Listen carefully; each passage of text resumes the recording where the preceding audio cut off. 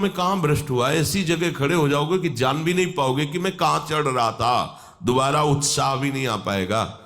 अभी बच्चा ना तो लोक को जानता है, ना परलोक को जानता है, ना हित को जानता है, ना अहित को जानता है।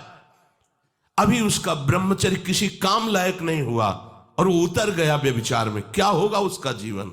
अगर आप वाणी में संयम में रहते हैं ना, वो और भजन करते हैं और सत्य बोलते हैं, तो आप जो बोलेंगे वही होगा। श्रवणेंद्री से गंदी बातें सुने, वाणी से गंदी बातें बोले, रसेंद्री से गंदा भोजन करें और सोचे ब्रह्मचर्य रह जाएंगे, तो बिल्कुल नहीं, कदापि नहीं। ब्रह्मचर्य कोई खिलवाड़ नहीं है। अब जो इस मार्ग पर, अध्यात्म मार्ग पर, आनंद मार्ग पर चलना चाहते हैं, तो उनको एक इंद्रिय के संयम के लिए पांचों इंद्रियों पर संयम करना होगा, ज्ञान इंद्रियों पर। एक बात सुधारने के लिए ब्रह्मचर्य का रक्षा तभी वो उपासक कर सकता है जब सर्वतोभावेन ब्रह्मचर्य होगा। एक जनेन्द्रीय के ही ब्रह्मचर्य की पुष्टता का जब आप लक्ष्य कर लोगे, तो उसकी पुष्टता के लिए आपको सर्वतोभावेन ब्रह्मचर्य धारण करना पड़ेगा। सर्वतोभावेन नेत्र का ब्रह्मचर्य, जो नेत्र किसी को भी देखकर भोग कामना कर लेते हैं, भोग बुद्धि से देखते हैं वस्तु को, व्यक्ति को, किसी को भी, ये नेत्र से व्यभिचार हो रहा है। इसीलिए सावधान रहना चाहिए। जैसे नाटक, सिनेमा आदि हैं, वहां तो जान रहे हो चित्र हैं, पर उनमें जो अभिनय करने वाले जन हैं वो तो संसारी जन ही है ना। उनका पहनावा, ओढ़ावा, हाव भाव, अंग प्रत्यंग, अगर आप भगवत भाव से युक्त है तो संपूर्ण सृष्टि में कहीं भी दृष्टि जाए अपने प्रभु की भावना होती है। पर वहां तक पहुंचने के लिए आपको ये त्यागना होगा ना। आप किसी का अनुकरण न करें, आप अपनी स्थिति को देखें। अगर आप किसी का अनुकरण करते हैं कि हमने उनको देखा है, वो टीवी देख रहे हैं, तो टीवी में क्या देख रहे हैं, कहाँ स्थिति है, हमें क्या पता। हमको जहां पहुंचना है उसके लिए हमारे लिए बाधक है, हमें नहीं देखना है। अगर आप माना कि कोई नाटक ही देख रहे हैं, कोई ऐसे सीरियल ही देख रहे हैं, पर उसमें अभिनय करने वाले तो संसारी भोगी पुरुष ही है ना। आप कोई त्यागी जितेंद्रीय महात्मा को थोड़ी देख रहे हैं। तो उस देखने में तन्मयता आती है, जिसको हम देखते हैं उस पर हम आसक्त होते हैं, तभी तो उसका सुख दुख अनुभव होता है। देखो कोई ऐसी रोने वाली सीन आए तो रोना आ जाएगा, हंसने वाली आ जाए तो हंसना आ जाएगा, ऐसे तो उसका प्रभाव हम पर पड़ रहा है ना। तो हम किसी के अभिनय करने वाले के अंग प्रत्यंग को देख रहे हैं और वो कामुक होकर कोई काम चेष्टा कर रहा है या कोई ऐसा, वो सारा का सारा मन कवर कर रहा है आपका। और एकांत होते ही फिर जो मन अपना मनमानी करवाएगा, आप नहीं सह पाएंगे। इसलिए नेत्र का ब्रह्मचर्य सबसे पहले शुरू कीजिए। आपको वो चीज नहीं देखनी, वो बात नहीं पढ़नी, वो दृश्य नहीं। श्रीमद् भागवत में वर्णन है, कोई पशु पक्षी भी मैथुन कर रहा हो, अचानक दृष्टि गई तो मानसिक प्रणाम करके दोबारा दृष्टि नहीं जानी चाहिए। इसीलिए लिखा है कि आप एक धनुष भूमि को देखकर, एक धनुष, इसमें किसी की हानि नहीं होगी, आपकी भी हानि नहीं होगी। आप एक धनुष भूमि देख करके ही चलिए। मतलब बहुत लंबी दूरी देखने की जरूरत नहीं है, बहुत दृष्टि उठा करके इधर उधर गर्दन हिलाने की जरूरत नहीं है। और जैसे कि कोई टक्कर मार सकता है, तो देखो जिनको प्रारब्धानुसार टक्कर लगनी होती है ना, वो चाहे जितनी सावधानी से चलो, वो प्रारब्ध आकर के दंड देता है। अन्यथा सीम की चाप सके को तासु, बड़ रखवार रमापति जासु। आप जा रहे हो भगवत चिंतन करते हुए, तो प्रभु का नाम आपका पहरेदार अंग रक्षक है, कोई बाल भी बाका नहीं कर सकता। आपका प्रारब्ध यदि आया है, प्रभु से पास हो गया है कि आपको ये दंड मिलना चाहिए, फिर मिलेगा। आप निश्चिंत रहिए, निर्भय रहिए। प्रभु का जो विधान है वो मंगल करने वाला है।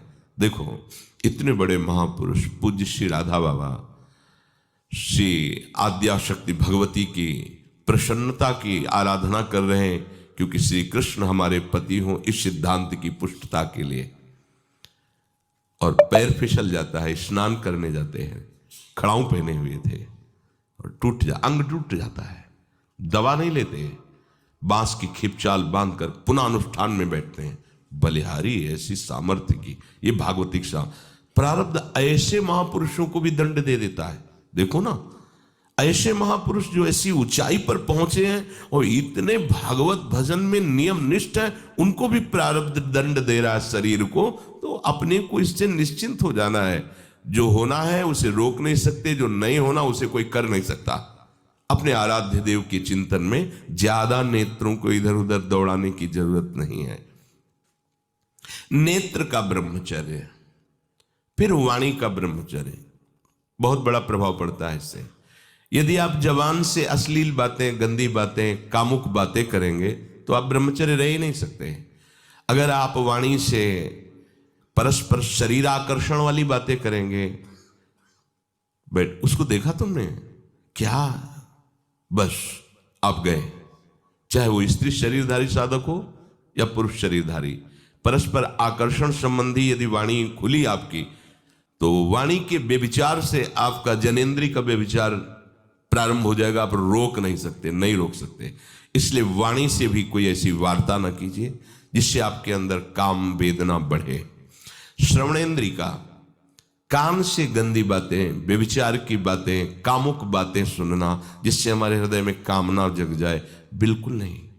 भले वो किसी को लेकर टीका टिप्पणी की जा रही हो, देखो वो साधक है, उसको हमने देखा वहां ऐसे देख रहा था, वैसे कर रहा था, वो तो आपको समझ में आ रहा है कि किसी साधक की बात कर रहे हैं, वो तुम्हारे नाश के लिए उपाय कर रहे हैं जो आपको ऐसी बात बता रहे हैं। क्यों? क्योंकि आप भी तो साधक हैं। श्रवणेंद्री का व्यभिचार हो रहा है। आराध्य देव के सिवा और कोई बात कान से सुनना उसे व्यभिचार कहते हैं। इसलिए महाप्रभु कहते श्रवण फूटो जो अन सुनो। ऐसा हमारा अगर कान कुछ और सुने तो फूट जाए, नेत्र कुछ और देखें तो ये नेत्र नष्ट हो जाए, वाणी कुछ और बोले तो मुख हो जाए। हमारी श्रवणेंद्री का व्यभिचार नहीं होना चाहिए। धर्म की बात, अपने आराध्य देव की बात, शास्त्र सम्मत बात हम श्रवण करें। अन्यथा अगर कोई ऐसा मित्र है या हमारा साथ में रहने वाला है, कोई किसी भी साधक की को लेकर बात कर रहा है, तो भी हमें कान में उंगली डाले नहीं। हम कोई ईश्वर थोड़ी कि हम किसी को संभाल लेंगे, हम अपने को नहीं संभाल पा रहे। हमारे सामने किसी की बात मत करो, ऐसी करना है तो प्रभु की चर्चा करो, अन्यथा मत करो। तो अगर आप श्रवणेंद्री का ब्रह्मचर्य, वाकेंद्री का ब्रह्मचर्य, नेत्रेंद्री का ब्रह्मचर्य और त्वगेंद्री का ब्रह्मचर्य, अनावश्यक किसी को स्पर्श मत करो। परस्पर विरोधी शरीर को तो भूल कर मत करो। विरोधी शरीर जिससे हमारा पुरुष शरीर है, सामने स्त्री शरीर है, तो किसी भी तरह से सेवा के लिए संकेत करना या किसी भी सेवा के लेन देन में बचाव पक्ष में रहो। यहां रख दीजिए सामान, फिर आप उठा लीजिए। सीधे हाथ में सामान लेना नहीं, सीधे हाथ में सामान देना नहीं, जमीन में रख दीजिए। बहुत पवित्र है तो आप कुर्सी पे जो भी आसन उसका हाथ में लेने का नहीं। परस्पर विरोधी भाव वाले शरीरों का स्पर्श बिल्कुल निषेध है, किसी भी कारण से न किया जाए। मान लीजिएगा ये बहुत मतलब आवश्यक है, यदि आप इसमें चूक कर गए तो धीरे धीरे आप फिसल के वहीं खड़े हो जाएंगे जहां से चढ़ना मुश्किल है। किसी भी साधिका को, किसी भी साधक को परस्पर लेन देन हाथ में नहीं करना चाहिए। मानो हमारी बात, आपको माला देनी, चौकी पे विराजमान करो, हम उठा लेंगे। हमें कोई सामग्री, ये सामान रखिए, आप उठा लीजिएगा। कभी भी कोई भी परस्पर मुस्कुराहट, बातचीत, ऐसे कोई इशारे यदि दिखाई दे तो आप बचो और उसको बचाओ। साधक है, साधिका है, उससे गलती हो सकती है, आपसे भी गलती हो सकती है। आप सत्संग सुनते हैं, आपको लगा कि इसकी मुस्कुराहट, इसकी कुछ चेष्टा ऐसी दिखाई दे रही है जो हमारे अंदर कामुकता पैदा कर सकती है, उसको भी बचाओ और स्वयं बचो, तो भगवान आप पर प्रसन्न हो जाएंगे। वो देख रहे हैं अंदर की बात। साधक को बहुत सावधान रहने की आवश्यकता। ये इसको खिलवाड़ मत समझो, इसीलिए कह रहे हैं ये अध्यात्म है, ये परमार्थ है। आपको लगेगा नहीं कि क्या हुआ, मैं कहां भ्रष्ट हुआ, ऐसी जगह खड़े हो जाओगे कि जान भी नहीं पाओगे कि मैं कहां चढ़ रहा था, दोबारा उत्साह भी नहीं आ पाएगा। बात अच्छे से समझ लीजिए।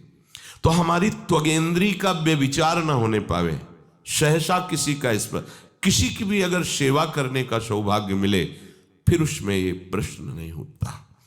अगर कोई गिरा पड़ा है, भला ऐसी स्थिति में कि मुझे अत्यंत आवश्यक है उसे उठाना, अगर नहीं उठाते तो वो कष्ट पा रहा, अचानक कोई गिर जाए, फिर हम ये नहीं देखेंगे, फिर ये हम सूत्र नहीं स्वीकार करेंगे कि अब हम तो ब्रह्मचारी हैं, अब हम खड़े खड़े देख नहीं। उसको अत्यंत आवश्यकता है हमारी। अब उस समय हम भूल गए अपने आप को, और उसको उठा करके अगर हमें अस्पताल ले जाना, अस्पताल ले जाएंगे, जरूरत है हम उसकी सेवा करेंगे। सावधान, वो भगवत भाव से की हुई सेवा तुम्हारे अंदर आध्यात्मिक शक्ति पैदा करेगी, काम भावना नहीं पैदा करेगी। हमारी माँ बीमार हो और हमें उसे पता चला कि शौच कर दिया है, हमें शौचाना पड़े, हमें उसका मल धोना पड़े, तो क्या हमें काम जागृत हो जाएगा? क्या मेरी माँ है। हमारी बुद्धि कभी ऐसी नहीं होगी। आपका पिता है, आप लड़की हो, कोई दूसरा रह नहीं गया और वो बीमार है, आपको ऐसी क्या काम जागृत हो जाएगा? क्या अगर ऐसी सेवा में काम जागृत होता तो कोई नर्स ही अस्पताल में नहीं होती। हर सेवा उसको करनी होती है, नर्स को, चाहे वो स्त्री शरीर हो चाहे पुरुष शरीर हो, परस्पर विरोधी शरीरों की सेवा, पर कहीं काम थोड़ी जागृत होता, क्योंकि उसको अपने सेवा धर्म से मतलब है। तो ये सेवा के समय इस सूत्र को न देखा जाए, पर ध्यान रखें, अत्यंत आवश्यक, जहां आपके सिवा नहीं हो सकता वहां अगर हमें ऐसा अवसर मिलता है कि सेवा उसे हो सकती है, तो हम पहले उसे प्रेरित करेंगे। और अगर ऐसा है कि अब कोई नहीं है, फिर हमारा परम धर्म जागृत हो जाता है परहित का। अगर हमारा कोई निंदा भी करे, कोई शरीर की भी हानि हो जाए, अब हम परवाह नहीं करते। परहित सरिस धर्म नहीं भाई, इससे बड़ा कोई धर्म नहीं है। पर ध्यान रखें, भगवान को साक्षी करके ये उस समय की बात है जहां बिल्कुल कोई अब गुंजाइश नहीं रह गई है। त्वगेंद्री को ऐसे सहसा किसी आप पुरुष शरीरधारी पुरुष को भी सहसा इससे आप में शक्ति जागृत होगी। यदि आप वाणी को मौन रखते हैं और भगवान नाम जप करते हैं और सत्य बोलते हैं, तो आप जब कभी जो कुछ भी बोलेंगे वैसा ही सत्य होगा। गांधारी जी ने कोई तप नहीं किया था। जब सुना कि मेरा ब्याह धृतराष्ट्र से हो रहा है, जो बाह्य नेत्र रहित हैं, उसी समय पट्टी बांध ली कि जब मेरा पति संसार को नहीं देख सकता तो मैं भी संसार को नहीं देखूं। जब मेरा पति मेरे रूप को नहीं देख सकता तो मैं भी किसी के रूप को नहीं देख, पट्टी बांध ली थी। जब महाभारत का युद्ध चल रहा था, बड़े बड़े वीरों को मार गिराया जा रहा था, गांधारी ने दुर्योधन से कहा, सुन, मुझे पता है कि भीम की गदा को तू झेल नहीं पाएगा, क्योंकि सबसे बड़ी बात भगवान का वरद हस्त उनके ऊपर है। दूसरी बात, वो पवन पुत्र है, वो जब अपने आवेश में आ जाएगा तो तेरी सामर्थ्य नहीं कि उसकी गदा के प्रहार को तू सह सके, पर मैं तुझे शक्ति प्रदान करूंगी। मैं एक पतिव्रता हूं, आज तक कभी पति का वरण करने के बाद कुछ देखा नहीं है। मैं अपने नेत्रों की पट्टी खोलूंगी, तू नग्न होकर मेरे सामने आ जाना। मेरी दृष्टि पड़ते ही वज्र का शरीर तेरा हो जाएगा। किसी के सामर्थ्य नहीं कि तेरे उस अंगों को तोड़ सके। भगवान सब कुछ जानने वाले हैं। भगवान भक्त पक्षपाती होते। भगवान का स्वभाव भक्त का पक्षपात लेना होता है। वो अपने महल से कॉरिडोर से जा रहा था गांधारी जी के पास, भगवान आ गए झट से, तो तुरंत उसने हाथ ऐसे लगा लिया। मुझे शर्म आनी चाहिए यार, तो हस्तिनापुर के सम्राट पद पर अभिषिक्त होने के लिए तैयारी कर रहा है, नंगे घूम रहा है गली में।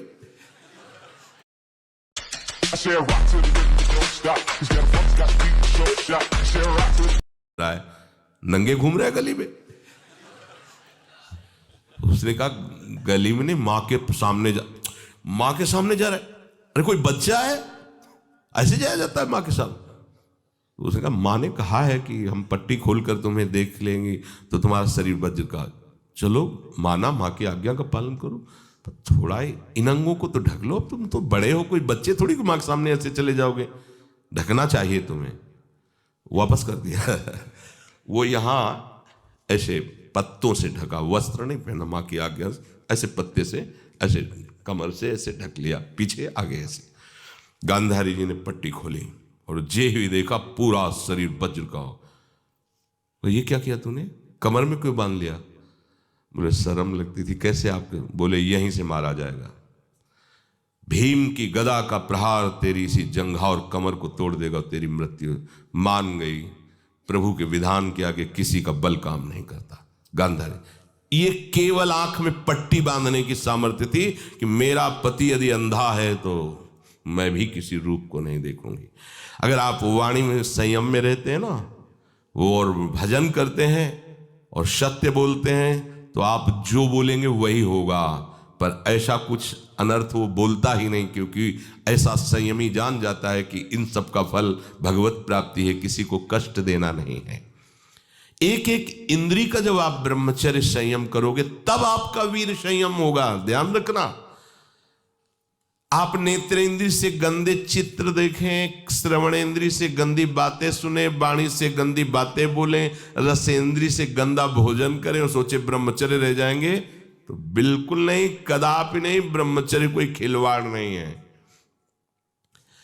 जो ये तो हुआ इंद्रियों का, फिर आता है अंतःकरण का ब्रह्मचर्य। हमारा मन काम की तरफ तभी जाता है जब उसको निज सुख नहीं मिलता। ध्यान रखना, सृष्टि में जितने भी दुर्गुण दुराचार होते हैं उनमें दो प्रधान होते हैं, एक काम भोग और एक धन, और सब छोटी मोटी बातें हैं। प्रायः जितने भी हिंसा होंगी, जितनी भी भयानक घटनाएं होंगी, भयानक युद्ध होगा, उन दो में अंतर्गत ही होगा, दो के अंतर्गत ही होगा। या उसका कहीं ना कहीं काम से संबंध, स्त्री संबंध से या धन संबंध से है। चाहे जो भी घटना हो उसको देख लेना, प्रधानता दो में ही होगा, कंचन और कामिनी।